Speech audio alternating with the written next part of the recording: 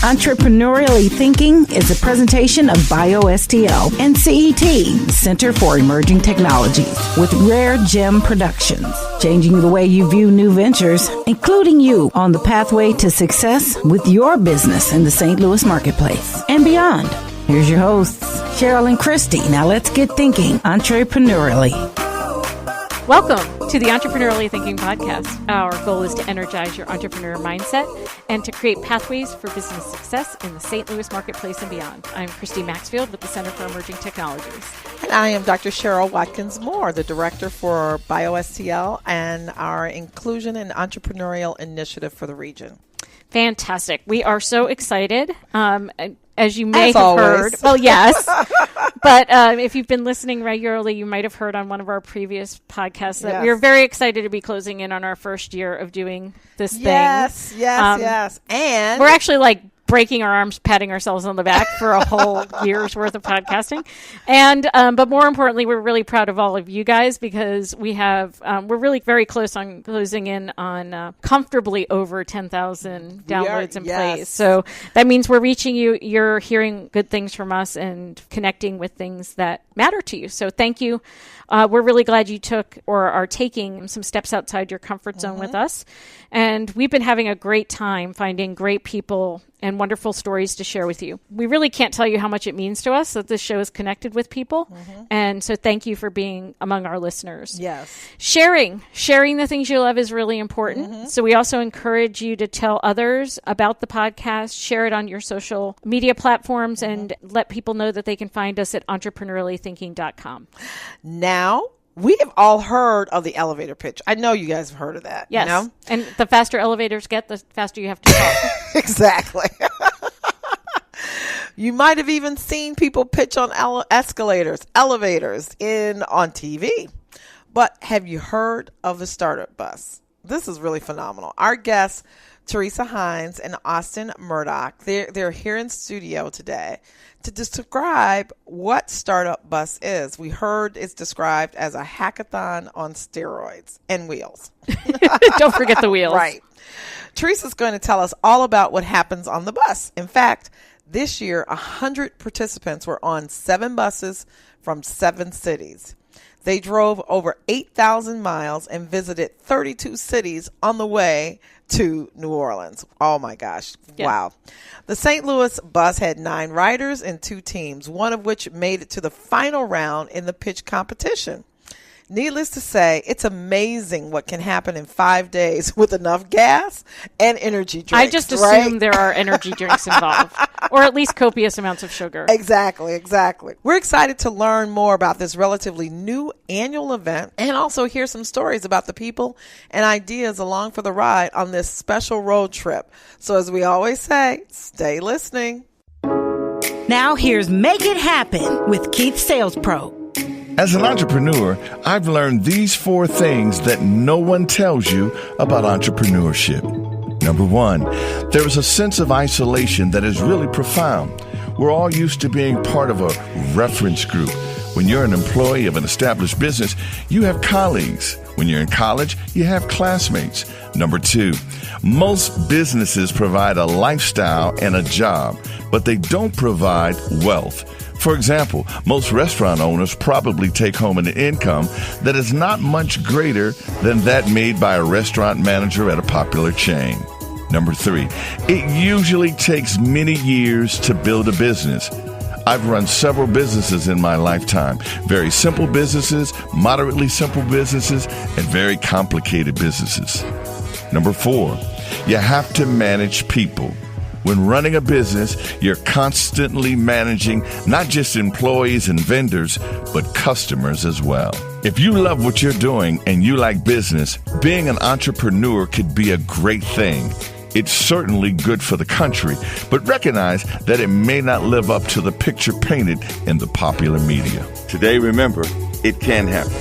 It will happen. And together, we will make it happen. Follow Keith Sales Pro on Facebook or Twitter at Keith Sales Pro, or visit his website at keithsalespro.com. It can happen. It will happen. And together, we will make it happen.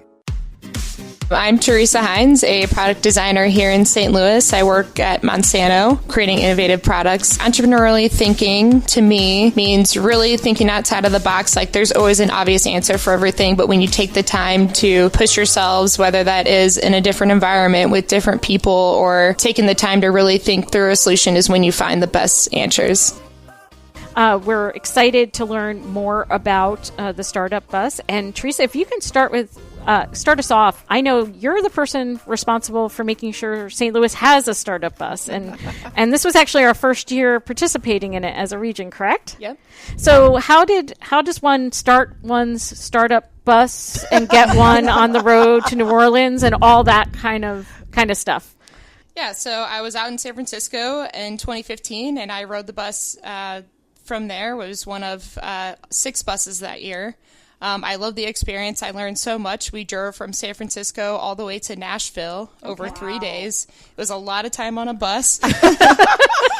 I hope this bus had bathrooms, right? Yes, it has one bathroom. Not the school bus. But there are rules. There are rules. The number 1 rule on the bus is there are no number 2s on the bus. I'm just saying, I checked out the website. I'm aware of what the rules are. Love it. How long has Startup Bus been around? It's been around for about 8 years. It's actually a global competition. There's a Startup Bus Europe. There's a Startup Bus Australia, which is where it started. Wow. There's going to be a Startup Bus Asia or South Asia, I think, this year, or coming up next year maybe. Very cool. And this is, the first year St. Louis has been involved. There have been buses from Chicago and Kansas City in the past. Mm-hmm. But currently this is the only one in the Midwest. Wow. Yeah. And Austin, you were on this very first bus from St. Louis down to New Orleans, and you were sponsored by Merritt's, correct? Yep. And so how does one get talked into getting on a bus for 5 days with strangers headed to New Orleans? Well, I feel like it was a lot easier to talk me into it because I've participated in quite a few hackathons since I graduated from college. Really wish there would have been a lot more of the hackathons that have popped up over the years, especially in the college scene. So, I mean, I got put in contact with Theresa 2 years ago, kind of like one of those through the grapevine at work situations when they were looking for people that were interested in doing those kind of situations. And what did you guys get on the bus expecting, and what actually happened? I got on the bus expecting effectively the same kind of situation we'd had in hackathons, where you show up, they give you some base pitch, and then you just kind of run with it and build something. One of our issues we've had in the past is it's just myself and another developer, so we are severely lacking in the pitch side of it. This time we had a sales guy from Merritt's that came along with us, which helped out a lot. That's very cool. So are you a hackathon junkie? I guess like doing that? Yeah. So he likes lack of sleep, close quarters, high-pressure situations, and now apparently the intimacy of a bus. Ooh. I'm just saying, special kind of people. There you go. There you go. We are few and far between, I feel like. Well, probably not as few as you think there are. So this, you say your team included a sales guy this time. Yeah. So you were expected to come with an idea to pitch? So, yeah, one of the requirements when we first get on the bus is all the participants on your bus will get up and pitch themselves as well as at least one startup idea. Okay. So when we each came on, we all pitched our different things. We had a different kind of stipulation that was put on us as well, being sponsored by Merritt's, that whatever we built had to be relevant to them. That seems fair. Yeah. They're sponsoring, right? Mm-hmm. So I think that's fair. We came on with 5 different ideas and one that we'd kind of settled on, which we threw out in the first 6 hours arguing over what we should do, and went completely different directions. So. Oh, wow. So, Theresa, were there other teams on board as well, or how does that work? Yeah, we had 2 teams. One of the teams was a group of internal employees from Merritt's, the sponsored group, and then we had 5 other riders that joined together to make one team. Okay. They were spread out from San Francisco, Omaha, Nebraska, Chicago, and St. Louis. So everyone got up and pitched an idea. We had, I guess, probably 10 or 15 ideas floating around at the very beginning, and they settled on one concept to take and move forward for the rest of the competition. So we had 2 teams doing 2 different concepts for the rest of the ride down. Yeah. And this decision is made within the first 12 hours of getting on the bus or so, or do you get a little bit more time to get to know each other? Probably more like 4 hours. Oh, okay. Less time to get to know one another. Exactly. Even better. Yeah, we take off early and we make everyone get up right away and get moving as fast as they can, because the longer it takes them to decide, the less time they have to actually work. Nope. So how is it, a show of hands? Which idea? It's arm wrestling. Yeah, how does that work on the bus? Okay. Yeah, we wrote all the ideas down on Post-its after everyone pitched, or as they pitched the ideas that they had, and then once the Merits team decided what they were going to do, then the rest of the teams they got together and talked amongst them and shared their ideas, and they found that they had a common interest of traveling, which makes sense because they decided to jump on a bus for this competition. So they had a couple ideas around traveling, and then after talking through it, decided one that was the most realistic that they could move forward with. And what was it? Yeah, it's called No Matter, and it was based on the concept of trading, since traveling can be really expensive and it's not accessible for everyone. Allowing someone the ability to trade their skills to go stay in someone's house in another city, so they get the chance to experience it and travel, and they can offer something that they already have, and they don't necessarily have to have money to be able to do that. So trade, it's like a bartering system, right? Yeah. Ah, okay. So next time you need a plumber, they could come in That's from out of town. exactly what I was thinking. I'm just saying, you got a new house, you need to figure out all I the got quirks a new about. old house, so yes. There you go. There you go. Wow. So what was the Merits team idea? So Merits team created what is called Initiate Today, and I'll let Austin kind of explain that one for you. Yeah. So, like I mentioned, Merits, we have quite a few different companies under our umbrella. So whenever we were sitting on there, we were trying to figure out a way to relate a lot of those things together. And hence we came up with Initiate Today. So the problem that we identified is that when we did the research on it, and I actually remember that because I had to pitch it so many times, 20% of employees decide within their first week if they're going to stick around at a company long-term or not. Okay. Of them, 20% will leave within the first 45 days. Really? Yeah. And then on average, it takes 16 to 20% of an employee's salary to replace them. Wow. So there's our problem. Right. So we decided to figure out a way to solve that by relating a few different aspects of Merits together. But everything we pitched to try and keep it fair was independent of Merits. So we looked at different distribution channels, stuff like that. And our concept is start 2 weeks ahead of time, try and facilitate interactions with that employee so that on their first day, they know everything they need to know so they can hit the ground running. So effectively pre-boarding. As well as gather all the information for the IT department and those kinds of things, so that on their first day, they're good to go. They don't have to worry about showing up, not having a computer, not knowing where to park, stuff like that. That's very cool. And then That's huge. facilitating the 2 weeks after that to ensure employee engagement with their manager. So we're focused on that first 4 weeks of interaction, 2 weeks before, 2 weeks after. Very cool, because usually, like you said, the onboarding process can be a pain, especially when you're in a corporate environment. I've been there when you're trying to find out, where's my computer equipment, where's my VIN, where's this. Nothing says love like showing up and not having a desk. Well, yes. Been there. Yes, I think we've all been there. So this takes that whole that off the table. What I think was really interesting is what you said, so that you get that done pre-boarding, you have more time to focus on relationships with your manager and with other people, which is, I think, really cool. It's very interesting because Merits has been, I think, really big on innovation. Last year, Merits hosted the Innovation Summit here in St. Louis. So I think this is really kind of cool that this is the next iteration of activity that the company is looking at doing and inviting others to be a part of it. Yeah. So I know Merits as a whole is really, like you said, real big in innovation. We're hosting a lot of different things. We've got some new stuff going on at the CIC. This initiative gave us another opportunity that normally doesn't come into play in corporate settings of getting our developers directly interacting with one of our sales reps, like no business people in between. And we ended up with a new product that we hope to move forward with. We're going to be pitching it to the new president of the company hopefully in the next week or two. And that's innovative in and of itself, right? You know, taking out sort of the layers of bureaucracy and letting people talk directly together and kind of disrupting the chain of command is quite impressive in and of itself. So while we're waiting to find out what Merits thinks of the idea, you were actually one of the top 5 folks who you made it to the top 5 when you got to New Orleans. Is that correct? Yeah. So representing St. Louis. Woo! Wow. First year. Yes. Yeah. Just So there was 22 teams, and we were broken into 3 legs of the competition. There was 10 teams that made it to the second round and 5 teams that made it to the final round. Wow. Now, obviously, the 3 finalists and the 1 winner. So we made 4th or 5th. They didn't actually tell us which one.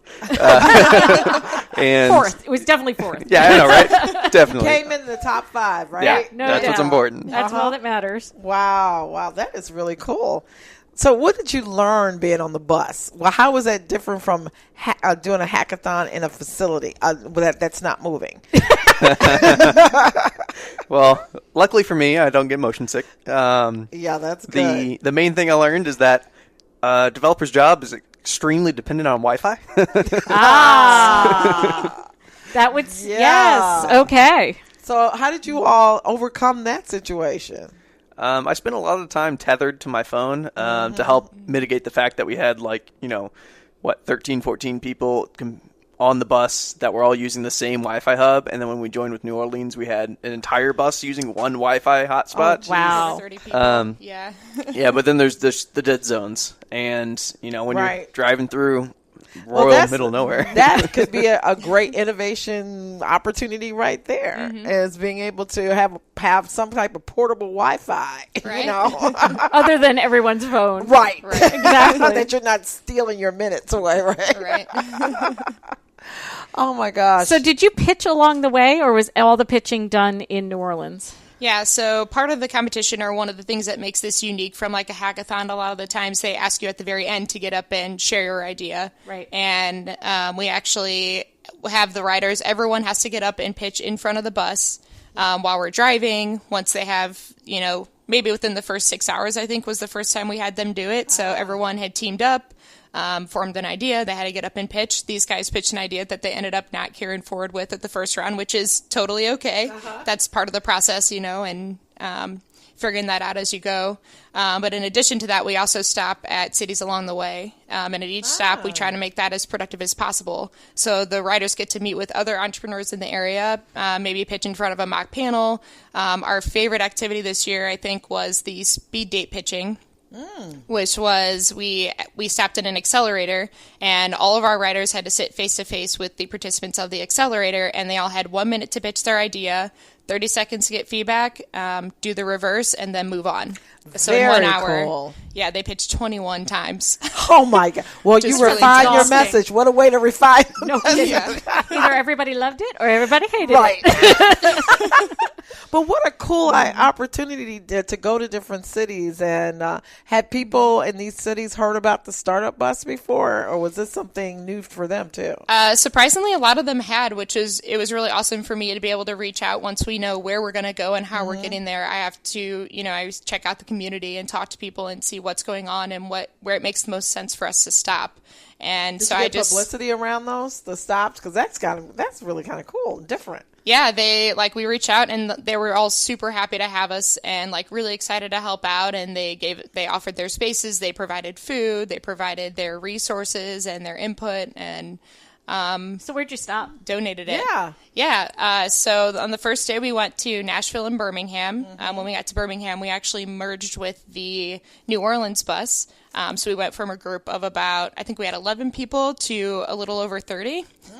So then we had from 2 teams to 5. Okay. And 2 more conductors that were also from New Orleans. And then on the second day, we went to Memphis and Little Rock. And those were 2 really intense stops. So wait a minute. You Yeah. go from Nashville to Birmingham. It wasn't about Then you speed. go back to Memphis. Yep. They need time on the bus. There you go. But I hope you all had time to eat, because of Memphis, great food. A little bit. You Yeah. know, this always comes back to Yes, food it for our does. listeners, okay? Or for us. We just hope our Right. listeners enjoy it. Wow. Yeah, I think- And the New Orleans bus had to drive out and back, Yep. right? Yep. So, Yeah, they had well, to they had be- to be on the bus yeah. just because they were the destination city. That's, Yeah. oh, wow. So you guys So- got a lot of time to connect then with different folks on the bus, off the bus, in different Around the cities. bus? Yeah. In Yeah, I different think cities. we were fortunate in the sense that St. Louis is only 10 hours from New Orleans, so we had to get creative on where we're going to go that makes the most sense, how is it going to be productive, and we have to take 3 days. So we were lucky in the sense that we got to stop when I was driving, we would stop at a place for like an hour. We would talk, and jump back on the bus and keep going. Yeah, so we had time. Every stop we had at least 2 hours and sometimes 4 to like really hang out. We got to, meet more people, talk to more people, explore the area. I was going to say, so how are the innovation districts in these other cities? Because I know I was in Birmingham a couple years ago, and they have an innovation area close to their downtown. So how did you all find those different districts? How different, how compared to St. Louis? Yeah, so a big part of the Startup Bus is the community that's built around that. So we have riders that's been going on for 8 years from all over the country. So we always start there. It's like, hey, do I know anyone in Memphis? Does anyone here know anyone in Memphis? Who should I talk to? And if we don't find anything there, I hit Google and find the places that I think look the coolest and start reaching out. Pretty much everyone is really welcoming and happy to have us. Sometimes they're like, we are really sad, but we're booked already, so you should talk to these people instead. So were you kind of connected with the academic institutions that might have more of a innovation play, or more to the corporate community, or both? Yeah, usually I look more towards the co-working centers because they have space and the Wi-Fi and room for us to come and hang out. They have other like-minded folks doing similar things. And but for example, in I think it was Memphis, we also worked with they have like a local, government institution that helps fund their innovation community. So they also helped hook us up and meeting with the right people. Wow. Well, we're going to talk a little bit more about that in just a minute. Miller Prost, CPAs and Business Advisors, is the proud sponsor of today's Entrepreneurially Thinking podcast, offering a full range of professional tax, audit, accounting, and consulting services. Learn more at millerprost.com. MUELLERPROST.com. Miller Prost, CPAs and Business Advisors, advising with vision. My name's Austin Murdock. I'm a UI architect working at Merritt's here in the St. Louis area. Entrepreneurially thinking to me is tossing out views as they exist now and thinking outside the box to come up with new innovative ideas that aren't restricted by knowledge you've necessarily picked up or has been forced on you over your career in your industry, or not at all. So, Theresa, we were just talking about all the different cities you stopped at, all the legwork you had to put in doing it. And you have a full-time gig, right? I do. So what do you do when you're not planning Startup Bus? So I actually work at Monsanto as a product designer, working on any field-based related internal applications. So what does that mean? In field, I can't even repeat it back to you. What does that mean? It took me 3 months to figure out how to even explain what I did at Monsanto. It's a huge company. There's a lot of departments and a lot of people, but essentially we have an internal platform that we build applications to, since Monsanto is a unique company in the agriculture business, and a lot of the things that they do are different. There aren't applications or software for everything, so they create them. What they need to fulfill a need. And so what I do is anything that helps anyone working in the field, if that involves like running a seed test, like where are those seeds going to go? Where do we need to plant it? How do we know what area it belongs in? How do we collect that data? What do we do with it when we get it back? And then once it's been analyzed, where does it go?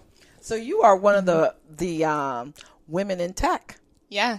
I mean, I think that's amazing. So we don't have a lot of representation of women in tech, and you are one of those folks working for a major or corporate that's doing this. So you guys are creating the applications that the business needs. Yeah, exactly. Yeah. It's a really cool place to we're always creating new things, and it's coming up with new innovative ways to, make their employees' lives easier. So how did Monsanto support this effort with you spending time on the Startup Bus?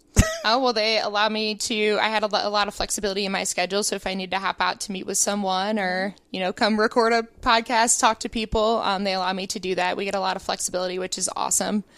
And in addition to that, I talked to, some of the development teams internally to try and get them on board. And I had the support from the organization to do that.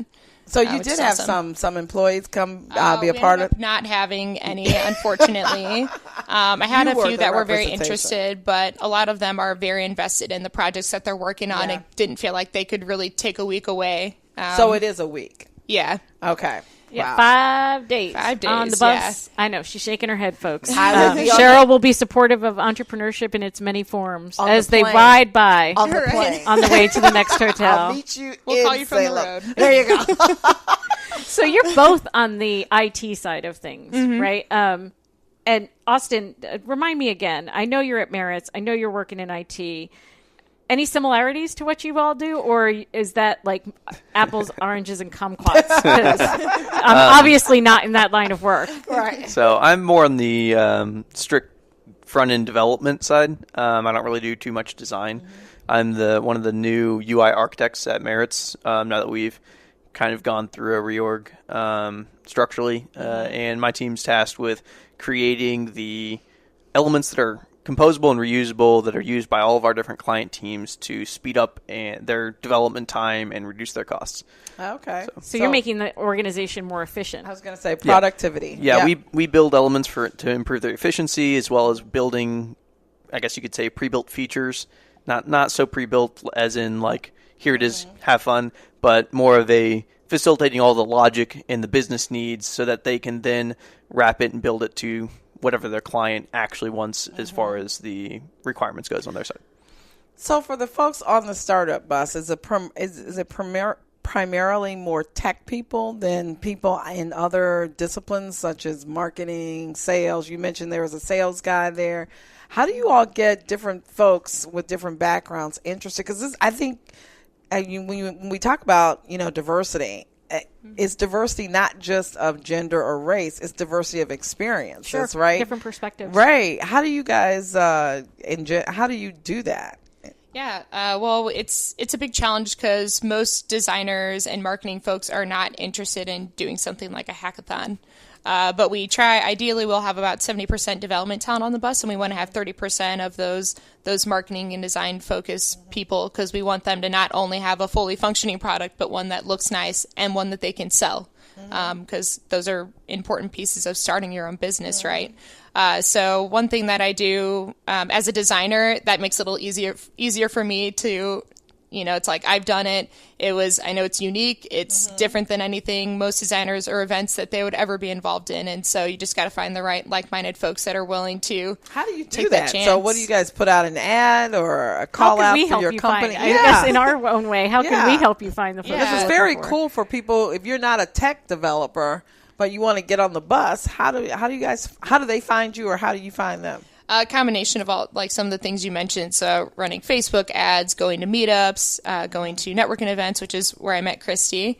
And then talking to all my friends, telling them to tell their friends about it, handing out cards. Let's see what else. Venture Cafe. Venture Cafe, which is a big one. Yeah. And if you were an employer, if you were sitting in the seat of your Monsanto or your Merritt's, what do you think this brings to your employees in terms of their ability to be creative on the job? Yeah, I think especially someone who now works, in a more corporate environment, it's easy to get super comfortable, and sometimes people get complacent and they get stuck in that day-to-day grind of working in one place where everything works the same way, right? And it's good to get people outside of their comfort zone, because they will take that and carry it into their everyday life and their job. Makes them excited and motivated to do more. Step outside your comfort zone, people. So 5 days on a bus is definitely outside most people's comfort zone. Yes. Meeting lots of strangers, going to new towns. And Theresa, I think you described yourself as the conductor. Is that the... And Austin was a buspreneur. Oh, the buspreneur. I'm so glad we're getting the nomenclature. Love it. Excellent.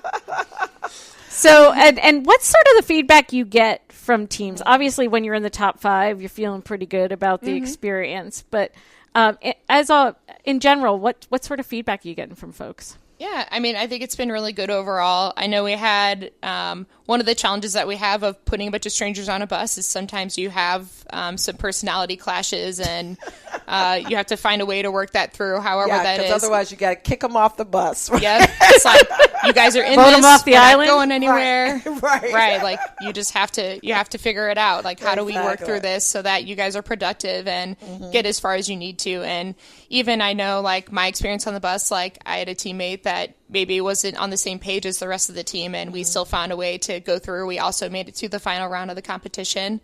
and regardless of the internal struggle that we might be having. But that reflects real world, and when you work on you could be teams, in a cubicle and have that kind exactly, of tension. exactly. And I think understanding how teams function and how to work in a team is really important. And I think being able to do this on a bus is even more important because you can't storm off and go to the cafeteria. You got to figure out how to work. You can this disconnect through. your hotspot though and punish them. Yeah. I've taken you down and I'm taking my Wi-Fi with me. And I'm going to the bathroom. Exactly. And I'm not making any promises. Right. Yeah. Sorry, a little bus humor. Just had to go there. The number one can certainly turn into number two. You know, anything could happen. It's innovation. Using all of the resources at my disposal. Oh, my gosh. So what, after you guys fit, because the project ends and then you're coming back on the bus, right? Back home. At which point they don't want to talk to each other at all. Right. What were some of the feedback? What were some of the learnings that you guys got from the people who participated? Yeah, I think a lot of the folks we had on the bus are like really innovative minded folks, but they hadn't ever participated in anything like this. So they didn't even step up from hackathon to buspreneur. They went right into the deep end. Yeah, Right. and they had no idea what they were getting into. I just was like, come with a pitch for yourself, come with some ideas to share, and be ready to work hard. Everything charged. Wow. Get your Wi-Fi set up, make sure you have extra data so you can tether from your phone, and then they just jump on board. Do they pay to be a part of this, or is this sponsored by the companies? They do. So the event is funded by sponsors, and then the riders pay. It's a $2.99 fee to ride the bus. But we try, if we raise enough money, to of course offset that cost so that it saves the riders money and that they can participate. So are they sleeping on the bus too? No, we stop at hotels on the way. Okay, I just want to It's know. not a torture competition. For $2.99, that's what I'm thinking. Right? You're sleeping on the bus. Although when I rode in San Francisco, we had to hop on a red-eye flight, so we didn't get to stop at a hotel the first night. So we left at 6 a.m. We drove for 13 hours from San Francisco to Vegas, and when we got there, we had our first stop where we got to pitch and meet people and network.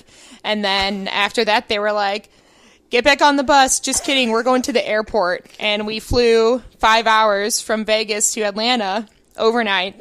Oh, my gosh. And Got hopped on on the another bus and bus. did it all over. So you with guys another have group. got to be young. No, that's not true. Because there are a lot of people. You gotta have a lot of energy. You got to have a lot of Yeah, energy. you have to be able to keep going. Yeah. Do you know where you're headed in 2018? Yeah. Yeah, so I think this year was definitely a big success, and we do want to do it again. We're hoping that Merritt's is happy with their experience as a sponsor and that they want to hop on board. And we'll see what happens moving forward. Now that we've had the first one, we're hoping to have more people next year. We've got more exposure. A big challenge that we've had is most people here have no idea what the StartupBus is. Right. So how do we get that idea out there? That's what we're doing. We're bringing it to the masses. Exactly. Yeah. So Austin, how would you pitch it to someone? Oh, wow. Just to put you on the spot. I mean, from the side of the StartupBus standpoint, you're taking an idea and building an entire company and product around it over the course of 72 hours, and then you pitch it Shark Tank style to a board of judges that changes every Stop. Well, yeah, that too. But also during the competition, there was 3 rounds of the competition with 3 different sets of 5 judges. So the judges changed each time it's there, and you didn't know the judges ahead of time, so you couldn't schmooze. pitch. Yeah, I needed a nap, and I wasn't even on the bus. Right, exactly. That sounds really exciting. Oh, my gosh. So for people in St. Louis, if I'm interested, because you all go to New Orleans every year, right? Or is it changes changed? every year? So this is the first year in New Orleans. Last year we went to Boulder, Colorado, and the year before that it was Nashville. And it used to be South by Southwest every year, but that became kind of a logistical nightmare with all the masses that come down for that event, and then bringing buses of people and trying to find a place to stay and things like that. So TBD in terms of what the 2018 destination where we're will headed. be. We have a few places in mind, but we'll see how it all works out. But if you want to get the first-hand scoop, you definitely want to connect with Theresa and Austin between now and next summer to be able to get on the bus. Get on the bus. Get on the bus. So where can they find out more? Where should people go look? Yeah, so there is a Facebook page, StartupBus, the StartupBus on Twitter and Facebook. There's also a StartupBus STL Facebook and Twitter page. That's the best place to just follow us, give us a like, and then we'll be posting updates as we have them to share, including the podcast if you want to listen. Buy these folks a cup of coffee, pick their brains, find out what it's like to be on a bus for 5 days. Pack the your things bags. they didn't want to say on the podcast. But clearly, there's a lot of value, not just in that you're meeting new people and experiencing new things, but getting out of your own space and even getting for out those of your own introverts, environment. this is a good thing. So if you don't, you gotta like some people. So just get on the damn bus. Get on the damn bus. Well, it does bring a whole new level of getting the right people in the right bus on the right seat, and all the of mindset, that. Yep. right? So we'll take that analogy as far as we can go.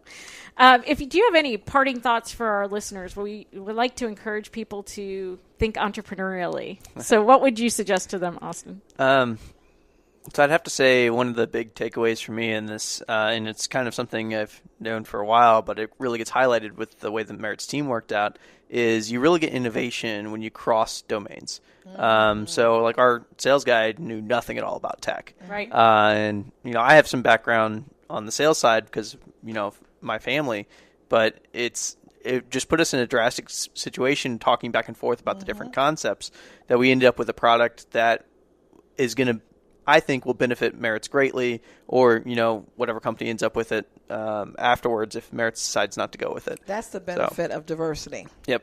That's the benefit. How about you, Theresa? What would your words of wisdom be?